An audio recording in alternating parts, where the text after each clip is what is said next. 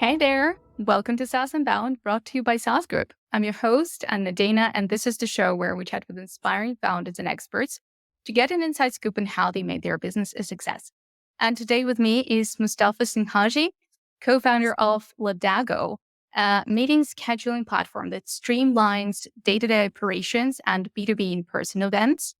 It was founded in 2018, headquartered in Luxembourg, and now promises to improve every aspect of your booking process, which is a great promise. And I can't wait to see how you're doing this. Welcome to the show, Mustafa.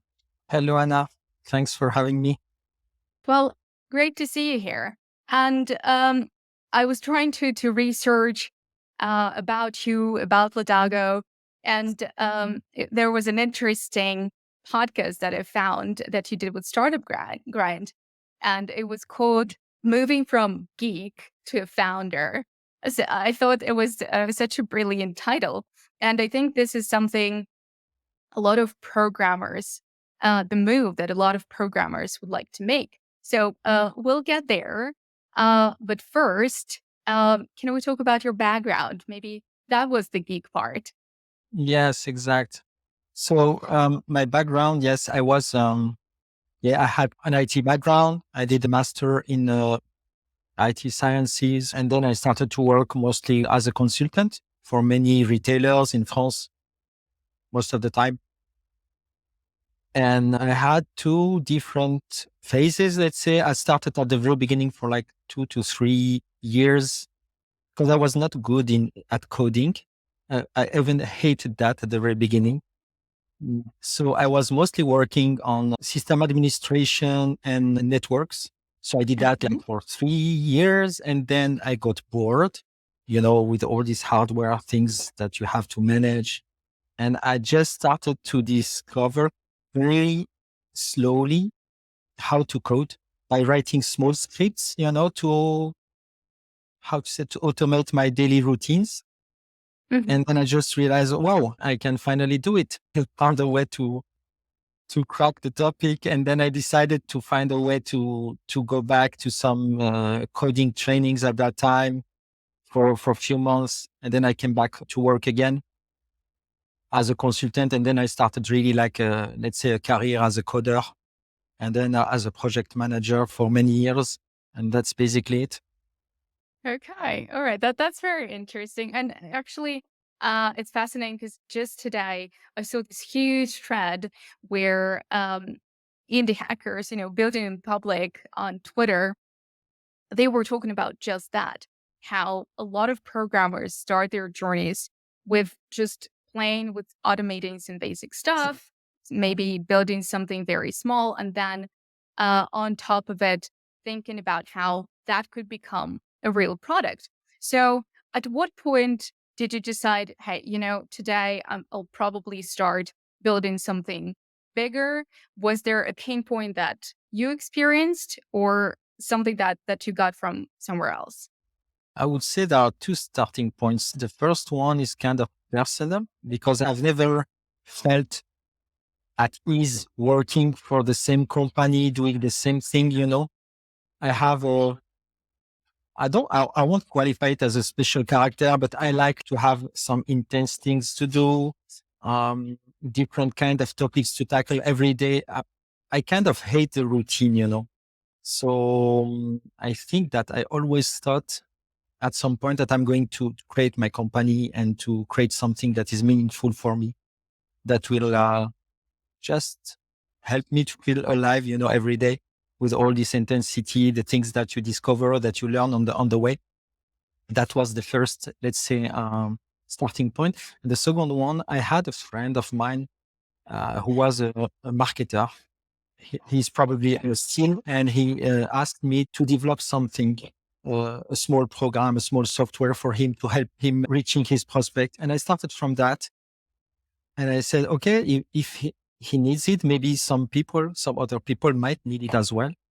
So I just created a landing page and started to sell it like for a few hundred euros a year. And then it worked. I didn't pay million out of it, but it was like a good start for me. So I just found out that it was the beginning of something. And from there, I won't tell the whole story because it's a long journey, but I started so many projects with so many people, so many co-founders. I won't say that dozens, but few of them, most of them, they failed, but I learned a lot through the journey. So that's Okay. the beginning of it. All right, that's a bold move when you're a programmer, you're a solo founder to try and build something for marketers without a marketer in your team. So, how did it go? Did you work together? Where did you get basically all your information? Because what we talk about a lot on the podcast is you have to talk to your customers always. So, was your friend kind of like your first customer, the first person that validated the idea for you, or Yeah. you had another channel of validation? No, he was my first free customer because he was a friend. He didn't pay for it. But it paid off in some ways because it helped me really get into that field of entrepreneurship. So I just developed it with him. Just, he was like telling, I need that, I need that. And I was just building with him for a few weeks, few months. And then he was using it on the day-to-day basis and requesting some new changes. So it was really like, yeah, building with the customer, if we say it with the right words. Okay. All right. Makes sense. So, how did Lodago, and by the way, where did the name come from? How did you come up with it? This name has no meaning. The story behind it is the company and the product was named Rocket Mail because it started all from this technology of dynamic email and then it grew. But Rocket Mail was taken in US by Yahoo. So we couldn't sell it with this name. So we had to come with a new branding. And since email is an old technology, it's really hard to find any name with email that is free now or not having any IP. So we just did a brainstorming and we came with this name, Lodago. Okay. So out of nowhere, basically. All right. So how did Lodago shape into what it is now? Wow, it's a long, long story because Lodago as it is now is like 3 years of work and almost, no, yeah, three pivots. So we started the project. It had almost nothing to do with what we have now. It was a marketing platform allowing marketers to design easily dynamic emails or this technology that was released back then by Google AMP. And it became later actionable message for Outlook. And we just built a drag and drop platform for marketers to send dynamic emails.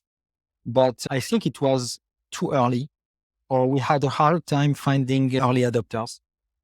So we just had to think again and see what we can do or what we have to do to survive.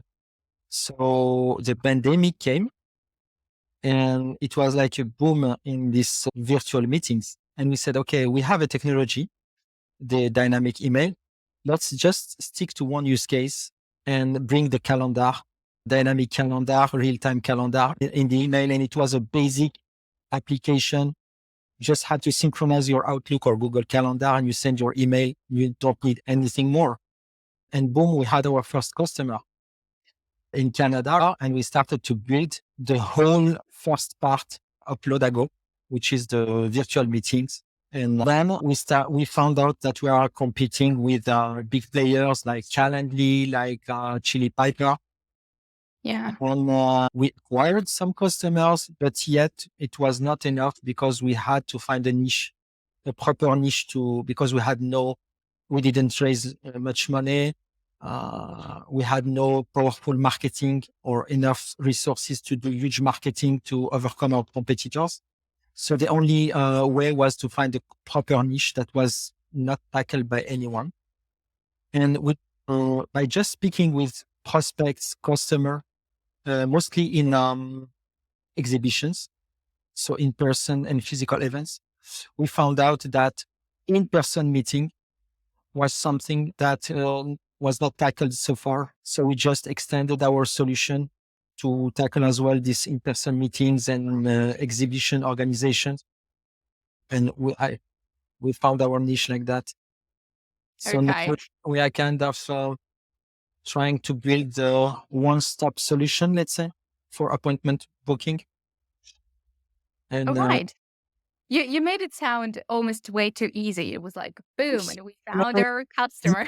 to be honest with you, it was really painful. It was 3 intense years of doubting, stop and start, going back and forth, struggling. It was hard. And even at every moment where we decided to pivot, pivoting is like mourning almost, like you have to bury something and to move on with something new. And after like 1 year of development, trying to get customers, it's hard to digest. So it takes time. And yeah, there we are. Very interesting that you called it mourning because, again, this is something that a lot of companies, a lot of founders struggle with when you have to pivot. And like you said, Lodago now is very different from what you intended it to be. So through this pivots, you kind of yeah, you have to bury this initial idea, and it's very difficult to have this mindset that it didn't work, but we know what will, and it brings us further and closer to the point where we got our product market fit. So, how to navigate this gray area? Maybe how did you approach it personally? What was your mentality towards it? Because a lot of founders struggle with it. So, how to let go and get an idea of this is something new that will not necessarily work on the initial idea, the initial perception of the product that you had, but it will bring us further and closer to success. Oh, there are many things now to speak about this topic. First is the team, I think. It's a teamwork at some point where you have good or even great co-founders that are able not only to work on the business level or technical level, but also at a human level. They understand this kind of pain points and they know how to handle it and how to support each other. So, and it's hard as well to be always at the same level of understanding or even emotional level. Sometimes some they digest faster than others, or some they need more time. So it's good when you have a good team that can understand that and help you. That's the first point.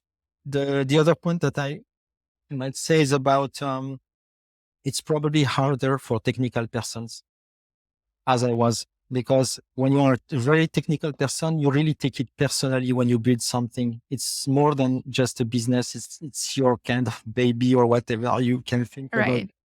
So it's hard for them to let go. I can imagine, because I was like that. I would say that I'm not anymore, because I really worked during many years to be more like business oriented. So for me now, it's not that I don't care about the product. I care about building a good product that will serve the customer as expected. And it doesn't matter what kind of product is, as long as it's good and it gives our customers value. But it's hard at the very beginning. It's really hard. And I think you have to put aside ego. It's not about you. It's not about what you have done, or it's just the game. And it's also the journey. It's also part of the journey, because nobody can come and just build a product and be good the first place. You have to iterate, and it's part of the journey. It takes time, but I think it's a personal or inner engineering, I would call it, that you have to do. Yeah. Okay. All right. Yeah, I totally see how, as a programmer, you think, okay, I've built so much. This is all, all these lines of code is me.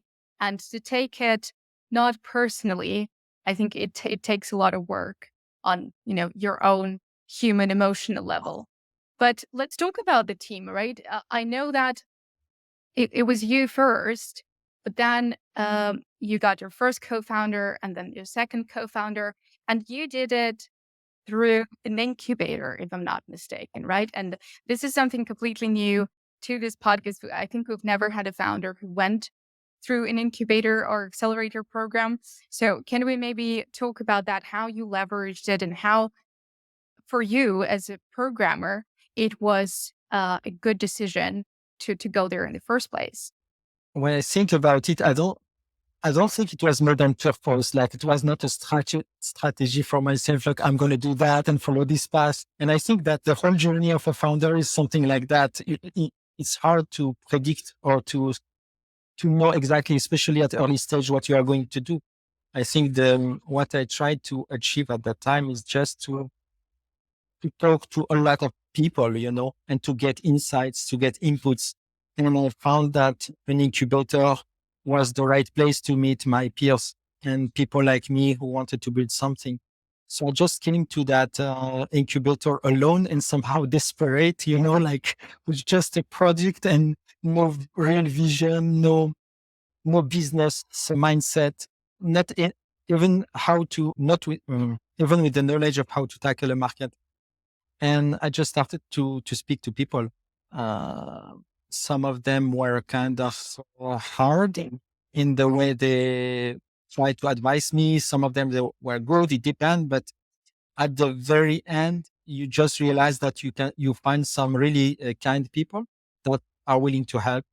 They know because they're ahead of you. They can detect and know what you are missing, and they can just tell you. And I said it probably in every podcast that I had or every discussion.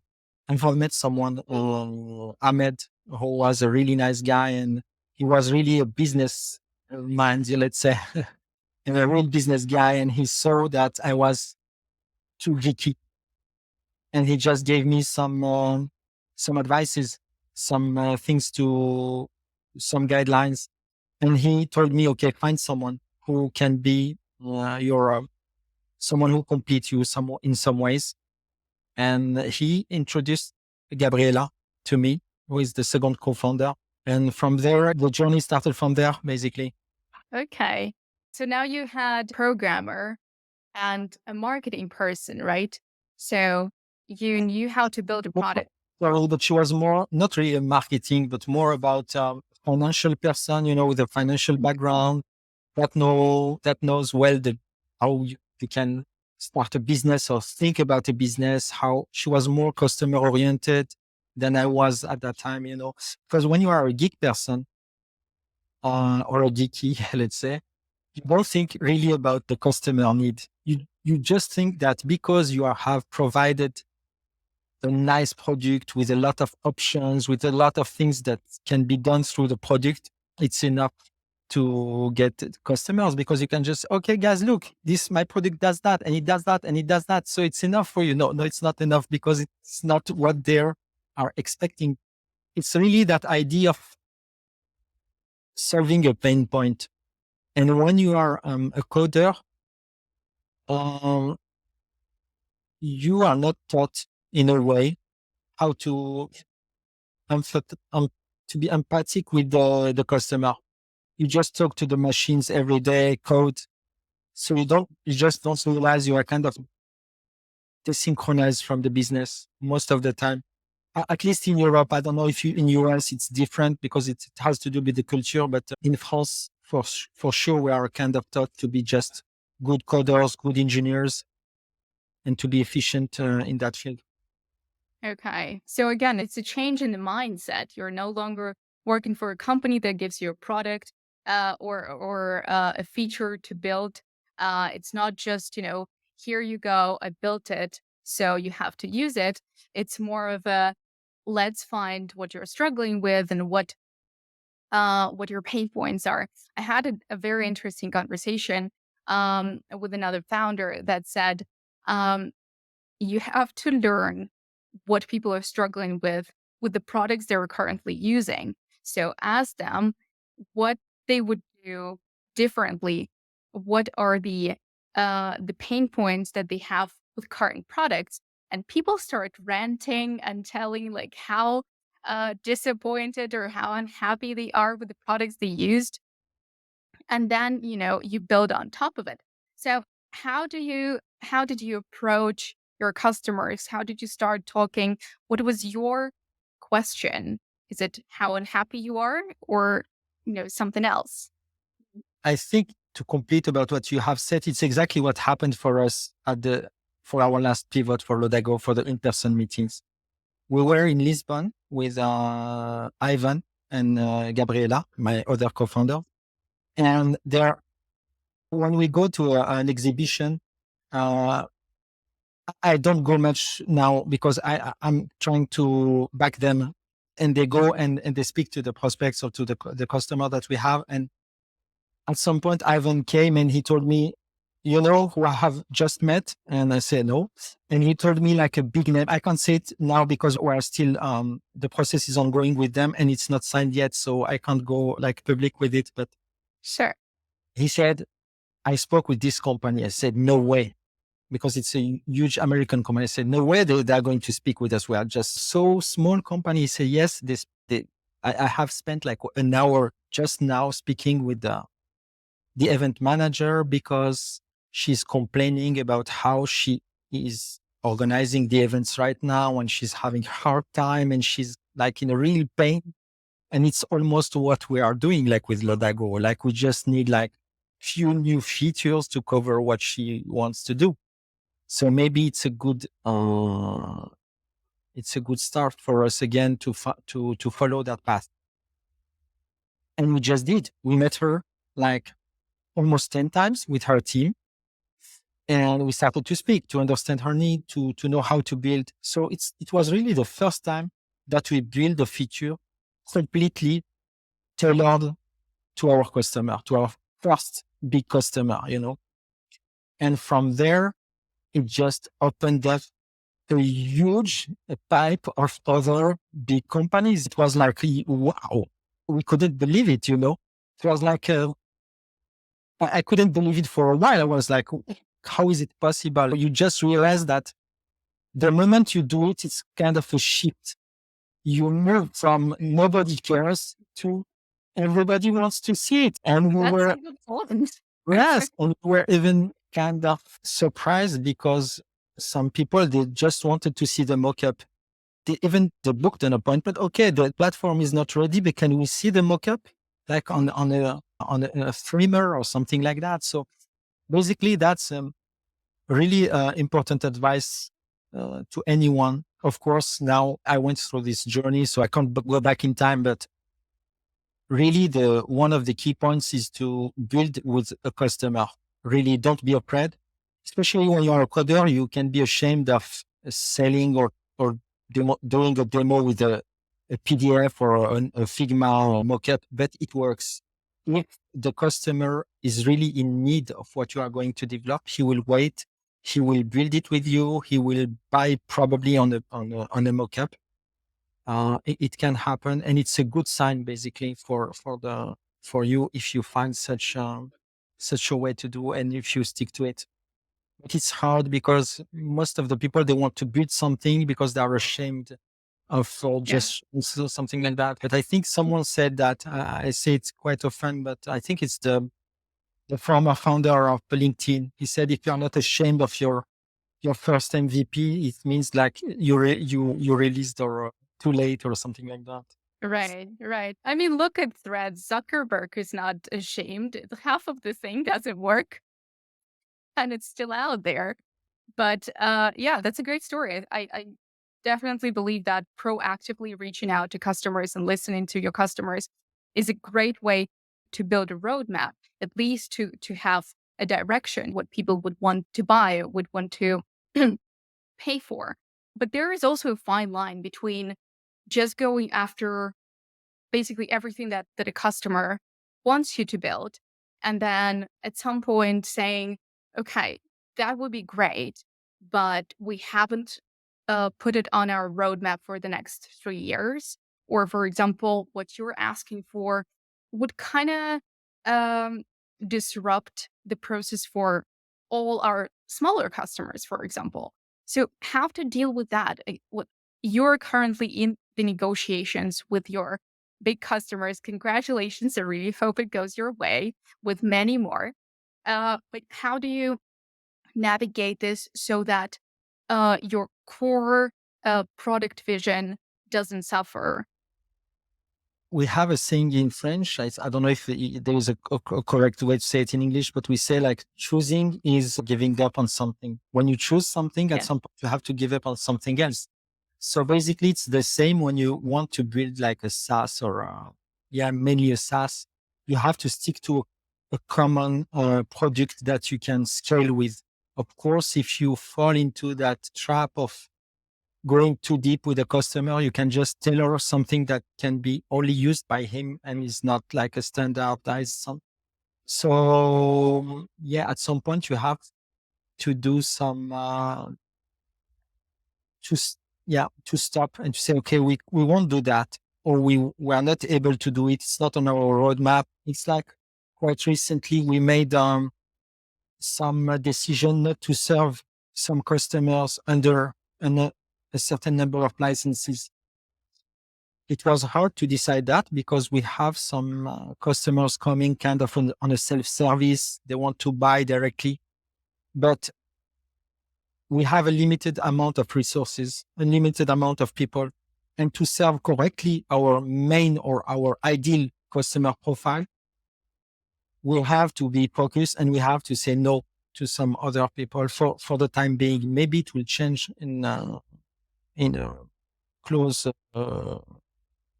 future, let's say, or maybe not. But at some point, you have to say no and to Okay. move forward because it's also a trap that you can get in, especially when you start at early stage and you start to be kind of above the average. You have a lot of people trying to grab you because they see that, I always like to say that people, they like doers. There are really few doers, and builders.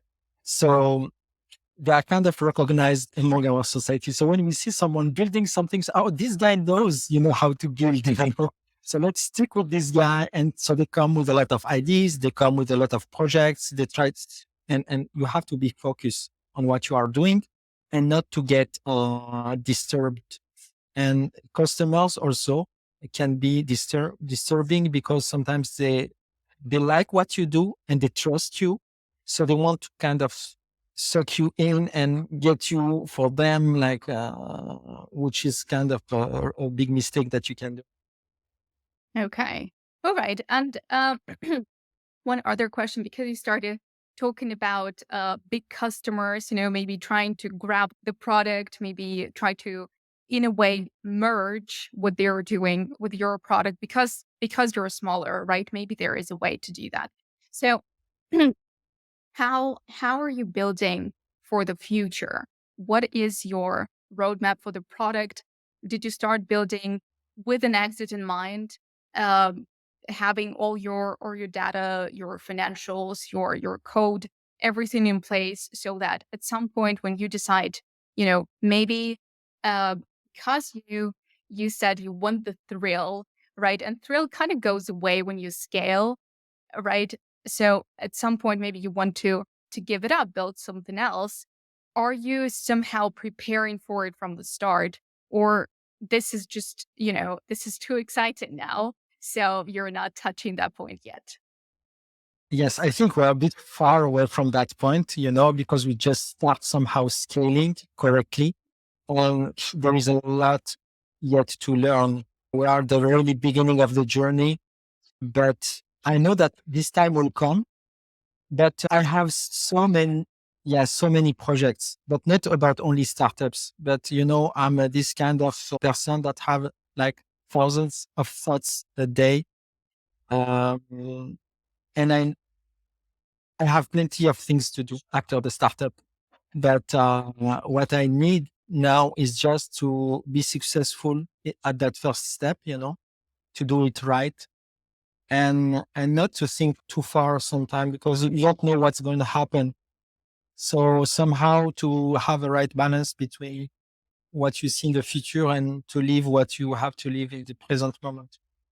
All right. So another question is again about your personal story, right? You started as a coder, as a programmer. You were building the heart of the business, but then over time, you obviously took over some other roles. You learned more about marketing, sales, the whole operation of the business.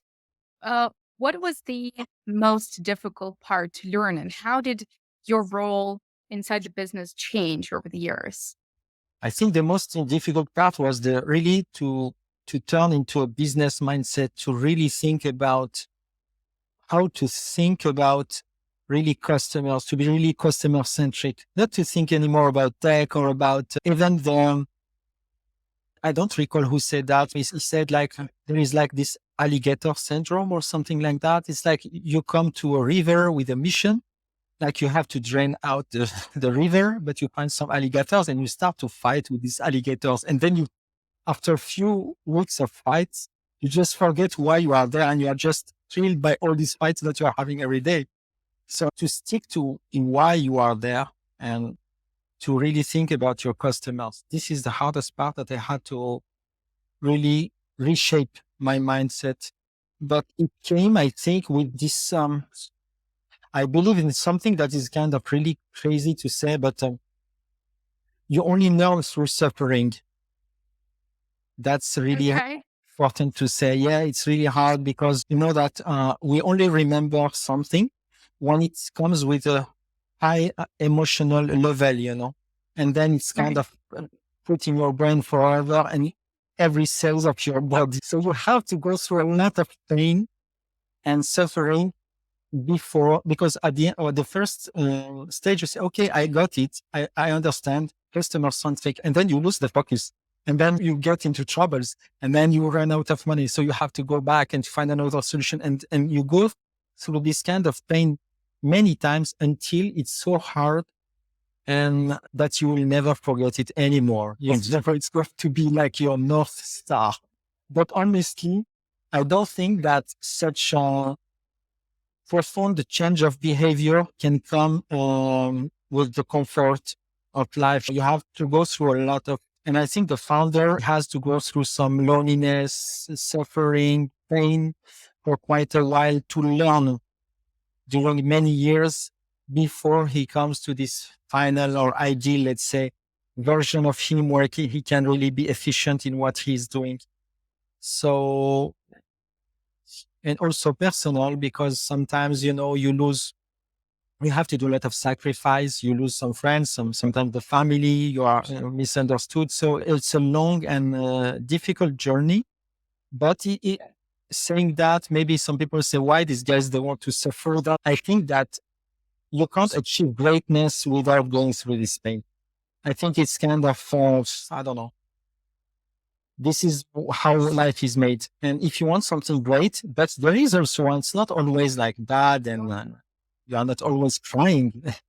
You have some, you know, because Hopefully. yeah, it's both the same, it's the two different faces from the same coin, let's say. So you have the high, yeah, the highest you suffer, I would say the highest the joy will be as well, you know, at the end when you achieve something, because you learn so much. Honestly, for me, this journey of entrepreneurship is the best life school, let's say. I've Okay. never, you know, I've studied a lot of things, but I've never seen something that can shape you and make you better every day, because you deal Yeah. with so much things, you know, and you have to overcome so many things. But to come back to our topic, one important thing as well is something that I had before as in my how to say that character, but I didn't trust it at the very beginning, is to trust your guts feeling and what you feel about people. Because when you build, but when you want to build a startup, you need a strong team. And especially the first, let's say 10 people, you need really strong people, very talented, and also at a human level, very good. Uh, and there is no real recipe about that. And there is nothing that can tell you, okay, A, B, C, D, even though we are trying sometimes to give some clue. I think it's all about feelings. And I think that as a human, we are good for that, you know, because we have so many thousands or millions of years, you know, trying to work out this kind of things that it's somehow in our DNA to understand easily people or to feel them without having to talk too much, you know. And I started now for a few months or a few years to really trust that feeling. When I don't feel someone, I just don't work with him at all, or just keep him away from my business. But when I feel something good, I just move on with him, and I think that is important as well. Yeah. Okay. Yeah. I've read this research that in general, like when you go for a new job, right? Of course, obviously the HR manager is going to ask you questions and they're going to give you tests and all that stuff. But in general, they need about 40 seconds to get this gut feeling of whether or not a person is a good fit for the company and for the team. So I think that's a good one. I'm not all for basing the entire strategy, hiring strategy on that. But I'm with you on like trusting your gut because it usually works. All right. So is there maybe a hack that you could share? Because like I said at the beginning, in my research, in my life on social media, I see so many programmers, so many indie makers who are trying to move from that programmer mindset and into building a business, into becoming a founder. What helped you? What maybe was there a click? Was there a boom kind of point where you understood, okay, now I got it. I have to talk to my customers. Or was it just, gradually? I think it's always gradually, but if I have an advice to give is stop hanging out with other coders. They go to hang out because they speak the same language. They can share about what they have found. But if you stay with the same people, you're not going to move forward. So if you are a coder, you can still share with your, if you have a community or friends, but just move from there. Go with the really people that are business oriented, that are ahead as well from the stage that you are in, that can help you. And also that there are few people, this is really hard to say because life is also made encounters, the people that you meet basically. And this is hard to predict or to decide, but you can meet some people that can change your life within an hour just by telling you the right thing that you just need to hear or to understand. So try to meet as much people as you can to speak also, because when you are a coder, sometimes you are afraid of, like, you have a secret. You have found something that nobody knows about. So you just have to keep it, which is completely wrong, basically. Just speak loudly about what you are doing. Uh, uh, and someone is going to give you an advice or a feedback. Can be a customer, can be just someone that went through the same journey or path or moment, and he can give you his point of view, of course, and can help you grow. But that's, I think, one of the hacks that I can, or something that I will do differently now that I know it. Okay, makes sense. Yeah, we were just talking with Jason Fried from 37 Signals about that, and I asked him like, a lot of people are very much afraid of sharing their idea, and that's exactly what he said. It's way worse if people don't know about your idea or don't have any opinion on that because it's not relevant. So go out there, try to find communities, founders, to tell you about their experience and share what they think about what you're building, because no one's really dropping everything they're building just to go after your idea that may not even work at the end. So another question that I always ask, what is so far the biggest win and the biggest failure for you as a founder or for Lodago? The biggest win, I would say, if I have to prioritize, is the team that I have. I'm so proud of working with such amazing people. I have to be honest. Maybe I'm not saying it so much or so many times, let's say, but I'm really proud to wake up every morning and to see my co-founders, and because not only we work together, but we really love each other. We take care of each other. We really care. And even though we don't know, because we are, a startup can disappear from almost a day to another, even though we were at a really advanced stage from where we started. But Even though it will disappear, I will be really happy that I had this journey with them. So this is my biggest win, I would say. Uh, That's the beautiful. Yeah, thank you.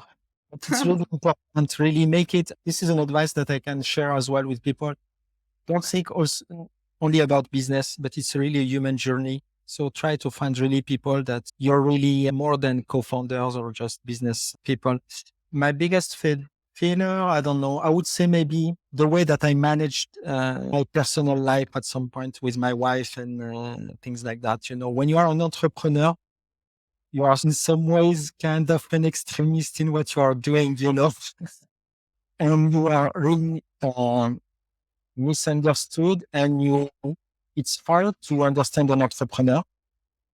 And for many years, I kind of swept what I was doing for me, you know, because I couldn't share it. We couldn't understand each other. And it messed up my life at some point. Uh, and I don't know if I could have done it differently. But when you are married, you have children, and you start a company, it's a really, really hard balance to keep because you just give 200% to your company, and there is no time left almost for the kids or for the family, and it's hard because you have to make choices and you don't always do the right choices or it's hard. I don't know. I don't have any solution, but this is something that if I had to do it, I would probably think it differently. Okay.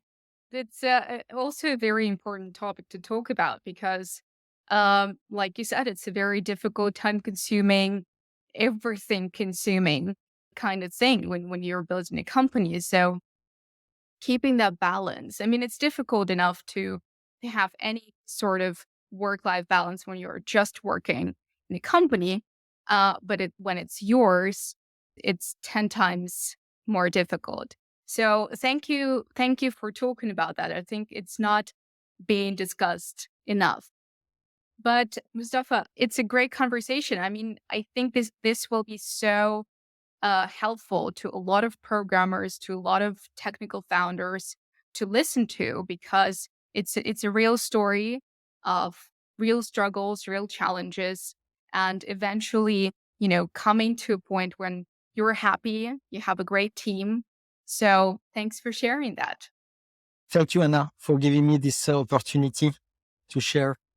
I hope, yeah, next year we'll do it again and you'll tell us everything about all your huge customers that came your way.